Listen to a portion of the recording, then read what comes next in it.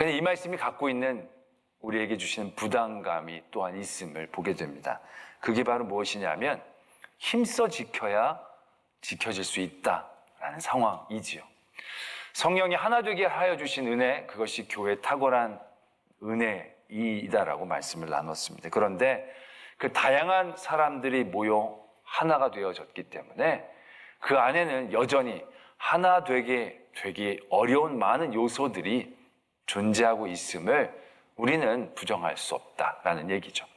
120명의 성도들이 다락방에서 기도하고 있을 때 성령이 임하십니다. 각 지방의 방언들로 기도가 되어지면서 사람들이 모이죠. 그리고 베드로를 통한 예수 그리스도의 복음이 선포되었을 때 3,000명이 회개하고 세례받고 그때부터 교회 공동체를 이루게 됩니다. 근데 그때 시작한 3,000명이라는 사람들은 정말로 다양한 사람들이었을 것입니다. 다양한 삶의 자리들, 재산의 정도들. 그래서 나중에도 보면 많은 사람들은 자기의 것들을 팔아서 가난한 사람들에게 나누어 주지 않았습니까? 그만큼 다양한 사람들, 하나하나 똑같지 않은 3,000명의 사람들이 모여서 교회 공동체를 이루면서 예수 그리스도의 이름으로 하나가 되어지고 있었다는 얘기죠. 그러나 여전히 그 안에는 하나됨을 방해하는 인간적 쓴뿌리들이 다 존재하고 있었다는 얘기죠. 나중에 최초로 문제가 생겨지는 어떤 지역적인 지역색들, 또 어떠한 혈족에 대한 문제들, 또 재산에 대한 신분에 대한 여러 가지의 인간적인 쓴뿌리들이 교회의 하나됨을 방해했죠.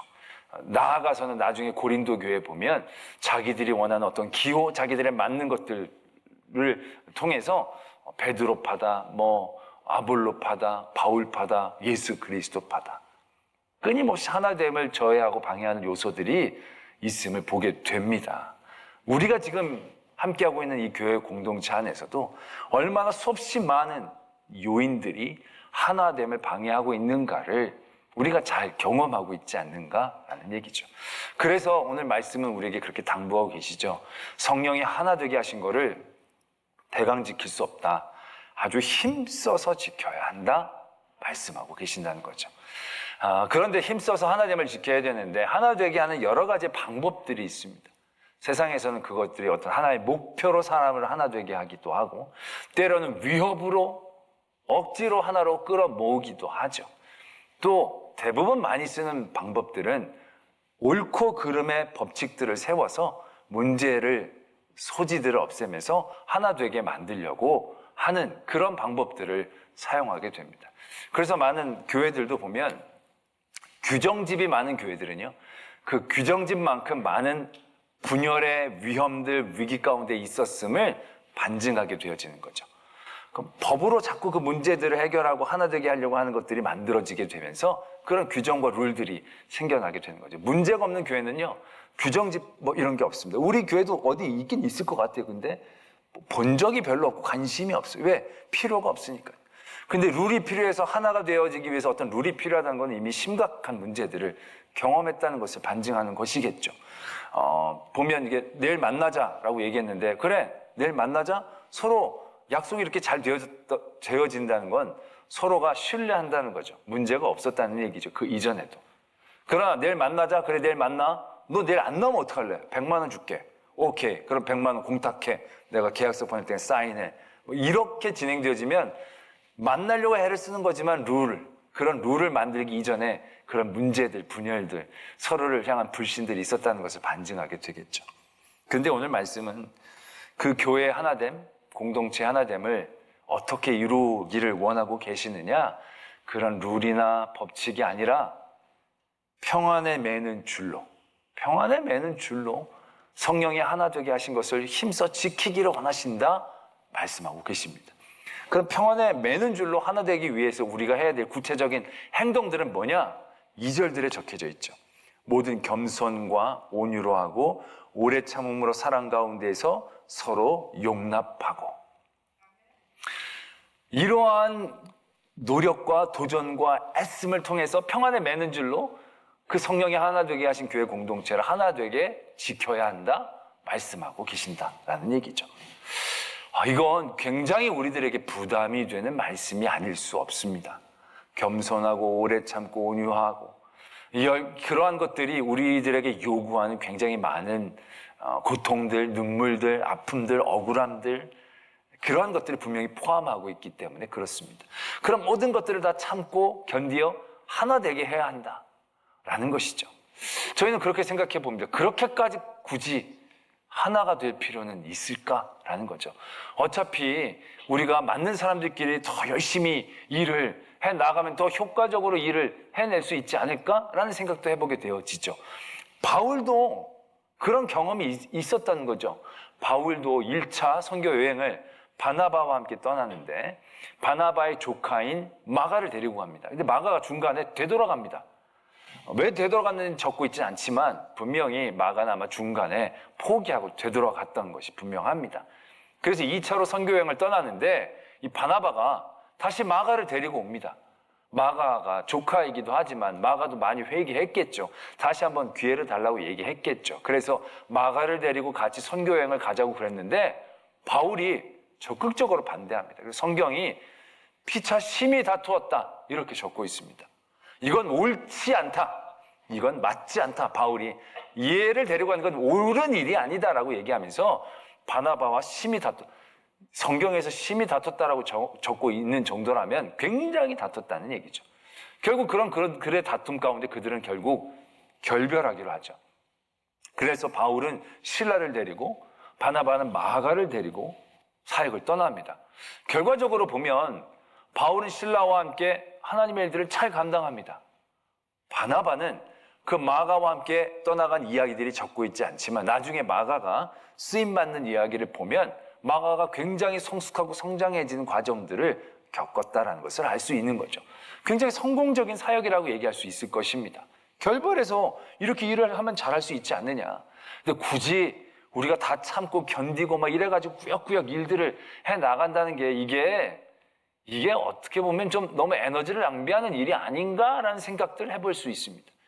저희가 교회 생활할 때도 그런 경우들이 있습니다. 저분은 우리 교회에 좀 안 나왔으면 좋겠다.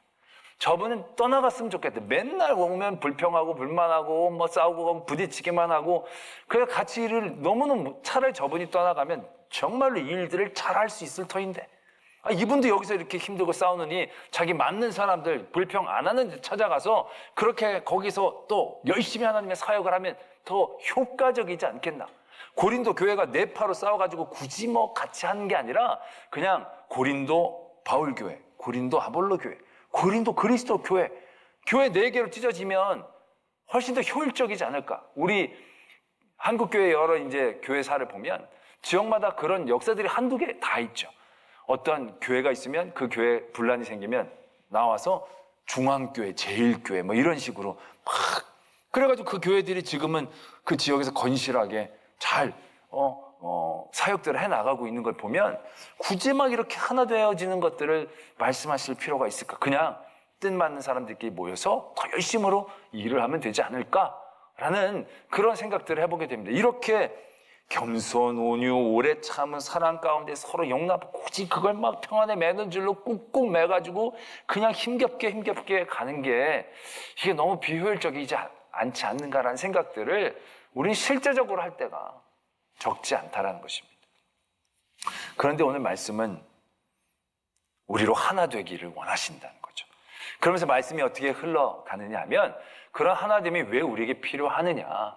그렇게 하나됨을 통하여 그 안에서 여러 가지 세움을 받고 서로 봉사하는 일들을 해서 그리스도의 몸을 세우고 그 성도들이 장성한 분량에 충만한 데까지 그리스도에게 다가가고 또 머리 대신 그리스도에게 여러 가지로 이어지고 서로 도움으로 마디마디가 연결되어져서 이 세상의 속임수와 유혹에 빠지지 않고 흔들리지 않고 건강한 그런 공동체를 만들어가기 위함이다 라고 이제 말씀이 이렇게 쭉 진행이 되고 있죠.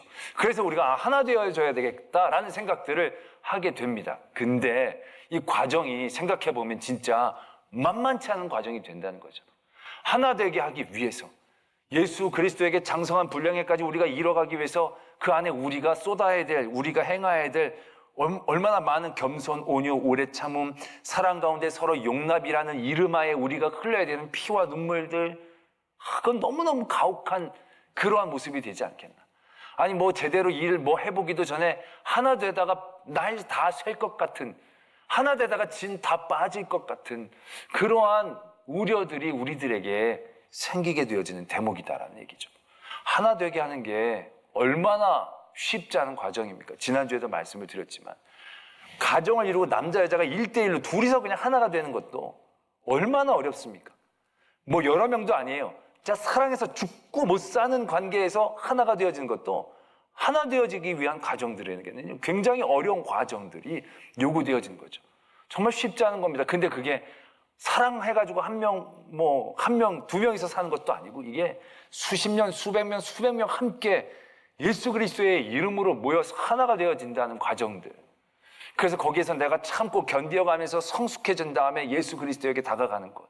내가 참고 견디면서 서로를 붙잡고 가야 되는 모든 과정들을 만들어내간다는 것. 생각만 해도 너무너무 가슴이 탁탁 막힐 수 있는 그런 굉장히 어려운 일인 것처럼 다가오게 된다는 거죠. 결국 이렇게까지 힘들게 교회 공동체가 하나 되어져야 할까? 우리는 이 말씀을 이해할 때 굉장히 중요한 시각의 변화를, 시각의 차이를 가져야 합니다. 결이 다른 이해를 가져야 한다는 겁니다. 무슨 말씀을 드리느냐 하면 우리 예수님께서 우리에게 주신 가장 큰 은혜가 뭐라고 생각하십니까? 예수님이 십자가에 달리셔서 보혈의 피를 쏟으셔서 우리가 받게 되는 가장 큰 은혜, 그게 뭐라고 생각하십니까? 우린 대부분 죄 씻음, 죄 사함, 그것을 우리가 받은 가장 큰 은혜라고 생각합니다. 굉장히 큰 은혜죠. 왜? 우리가 할 수 없는 거니까. 그리스도의 은혜 아니면 절대 우리가 할 수 없는 것이 예수 그리스도로 인하여 우리의 죄가 씻은 거예요. 죄와 사망의 권세가 깨어지고 우리가 하나님의 자유함을 얻게 되어진 거예요. 그런데 그 죄 씻음의 역사, 사건, 그래서 내가 구원받은 그 사건은요, 우리가 받은 은혜의 완성형은 아니에요. 그건 한 구분응성까지 갔다라고 얘기하면 맞는 것이지만 완성형은 아니에요. 죄 씻음을 받으면 그게 완성된 것을 의미하는 것이겠습니까? 아니라는 거죠. 죄 씻음 받고 영생 얻고 구원받고 하나님의 나라에 들어가는 것? 그럼 영생 받고 구원받고 하나님의 나라에 들어가는 것은 우리가 얻을 완벽한 궁극적인 은혜의 모습입니까? 아니다라는 것입니다. 영원히 사는 것, 그것이 우리에게 무슨 의미가 있겠습니까? 하나님의 나라, 매번 말씀을 드리지만 하나님의 나라의 복이 우리에게 복이 될 수 있는 가장 핵심적 상황이 뭡니까?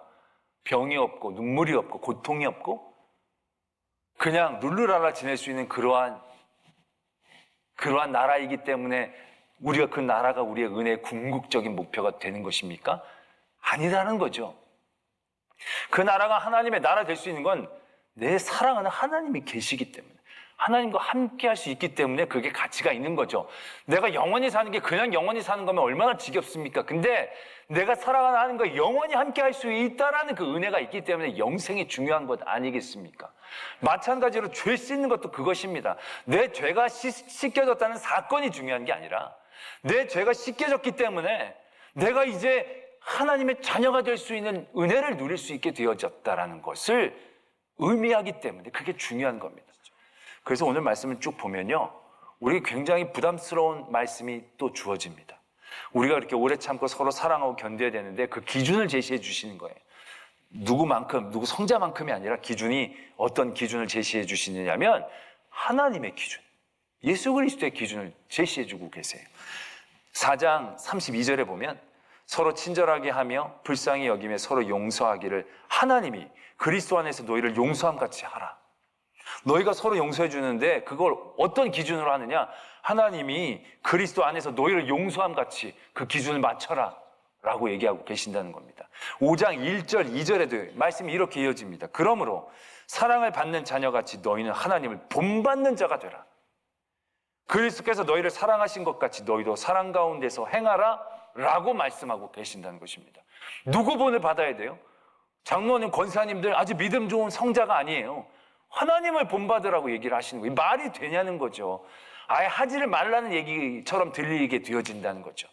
그런데 본받으라는 얘기는요, 우리에게 높은 기준을 제시해 주면서 우리에게 불가능을 깨닫게 해주시는 게 아닙니다.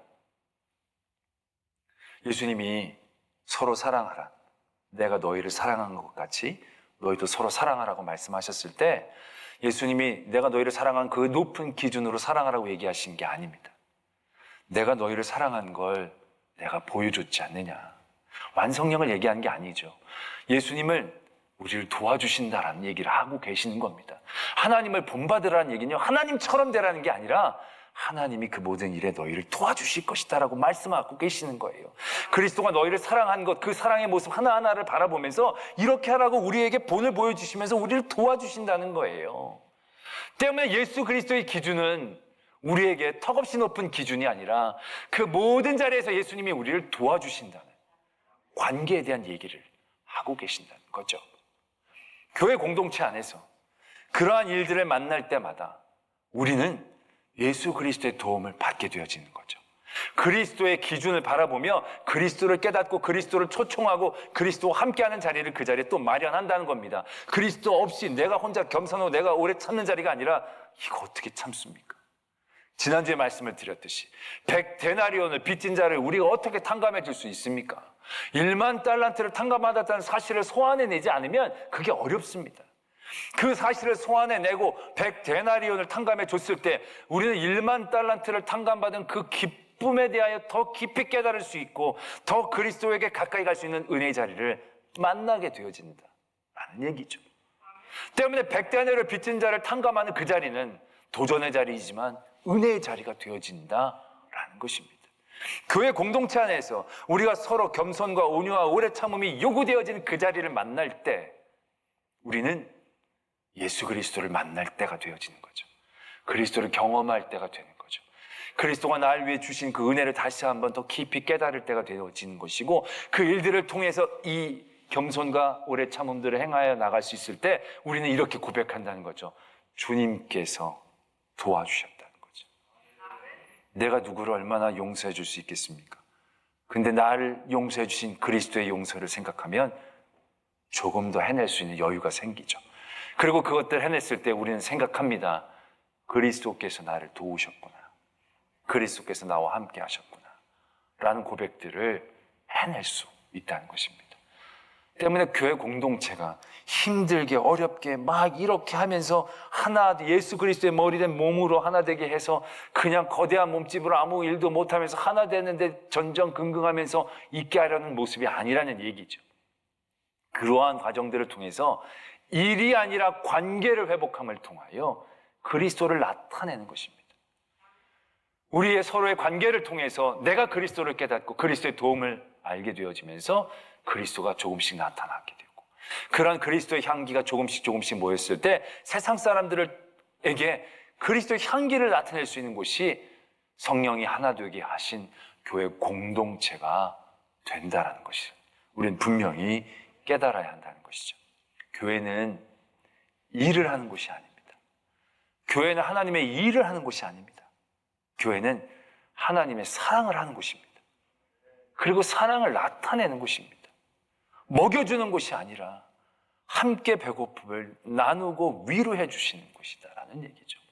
완벽해지는 것을 의미하는 게 아니라 그리스도의 도우심을 받아 그것을 향하여 끊임없이 달려갈 힘을 얻는 곳이 교회 공동체이다라는 것을 분명히 깨달아야 한다는 것이죠. 때문에 우리는 교회 안에서 그런 귀한 예수 그리스도에 대한 도전과 마주침을 경험해야 합니다. 지난주에 창립 기념일 선물로 예수님이시 라면 준비했는데 그 라면 정말 좋은 라면입니다. 우리 매일같이 몇 개 먹어야 될 라면이고요. 하루에 10개, 20개씩 먹어야 되는 라면이 예수님이시 라면이라고 생각합니다. 소설 중에 그런 소설이 있습니다. 예수님이시라면 어떻게 하실까?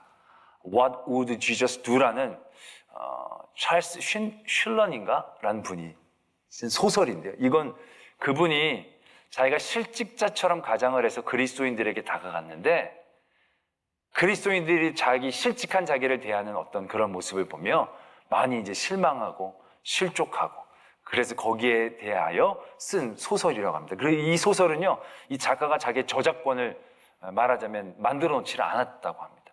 모두가 읽을 수 있게 하기 위해서. 이 소설 내용이 우리가 예상하는 그대로의 내용입니다.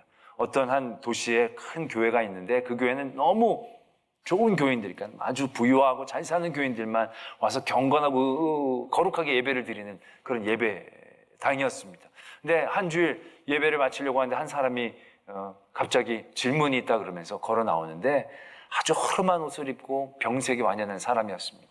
실직하고 나서 자기 아내도 병이 들었는데 치료를 제대로 하지 못해서 죽고, 자기도 굉장히 지금 아픔 가운데 있는데 많은 믿음의 사람들에게 도움을 청했지만 일을 구하지 못했다고. 그러면서 저는 여러분들을 원망하는 게 아니라, 저는 여러분들이 이렇게 잘 입고 거룩하게 예배를 드리는데 정말로 여러분들은 예수 그리스도에게 합당한 예배를 드리고 계십니까? 예수님이시라면 드려야 될 그런 예배의 모습으로 드리고 계십니까? 그렇게 질문하고 이 사람이 쓰러집니다. 목사님이 달려가서 그 집으로 데리고 가서 간호를 했지만 그분이 이제 돌아가시게 되죠. 그리고 그 다음 주일 목사님이 설교 후에 이제 예수 그리스도시라면 어떻게 하실까라는 기준을 가지고 살려고 결단한 분들 한번 모이기를 원합니다.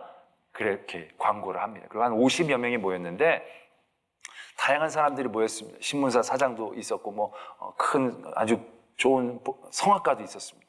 그런데 이제 그분들이 그 기준을 살겠다고 이제 결심하면서 모여서 이제 얘기를 하는 거죠. 근데 과정들이 쭉 있는데 하도 옛날에 읽어서 그 과정들이 기억이 안 나는데 그 과정들이 정말 아주 신랄하게 다가왔던 느낌이 있습니다. 그건 딱 그거죠. 이 신문사 사장이 이게 나쁜 광고들은 안 받고 나쁜 기사들은 빼버리고 예수님이시라면 실지 않을 그런 것들은 안 싣고, 이게 되냐는 얘기죠. 편집장이 아니 요즘 세상에 이래가지고 됩니까? 교회는 교회지만 세상을 그렇게 살면 되겠습니까? 이렇게 얘기를 하는 거죠. 그러니까 신문사가 자꾸 이제 기울어가고 거의 망하기 직전까지 가는 거죠. 성악가는 좋은 성악 제의를 거절하고, 자기가 결혼할 사람이 있었는데 이 사람이 믿음이 좋지 못하고 그래서 하나님이 이 결혼 원치 않을 것이다 그래서 그 사람의 청혼을 거절하고 이래가지고 다 안 좋은 그런 과정들. 근데 이제 결론은 축복받고 잘 살았다는 그런 얘기죠. 근데 솔직히 그건 소설이지, 우리 실제적인 삶의 자리에서 정말 예수님을 기준으로 삼고 산다는 것은 굉장히 쉽지 않은 도전이 된다라는 얘기죠. 그러나 중요한 것은 그래서 큰 은혜, 세상에서 얘기할 수 있는 어떠한 그런 것들을 만나고 이루어내는 것이 아니다라는 얘기죠.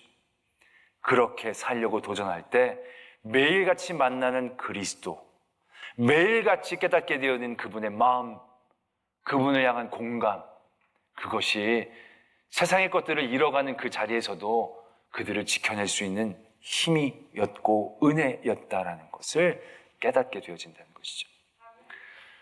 하나님의 공동체, 성령으로 하나 되게 하신 이 교회 안에서 우리는 그러한 도전들을 먼저 이루어야 합니다. 여기서 거저 믿게 되어지는 공동체가 아닙니다. 억지로 하나 된 거예요. 우리는 하나 될 수 없는 쓴뿌리들이 모여 성령 예수 그리스도의 이름으로 하나 된 거예요. 하나 된 것을 유지한다는 건 쉬운 게 아니에요. 그런 자리에서 우리는 예수님을 더욱더 만나야죠. 예수님이시라면 예수님처럼 예수님과 함께 그러한 우리들의 거룩한 도전들을 통해서 우리는 교회 공동체 안에서 성숙하고 조금씩 예수 그리스도를 알아가고 만나가고 그의 은혜를 더욱더 깊이 깨달아 가게 되어지는 거죠. 그런 일들을 통해 그리스도를 나타내는 교회가 되어지고 그런 교회를 통해 하나님의 역사가 일어나는 것들을 경험하는 저와 여러분들이 되어지기를 소망합니다.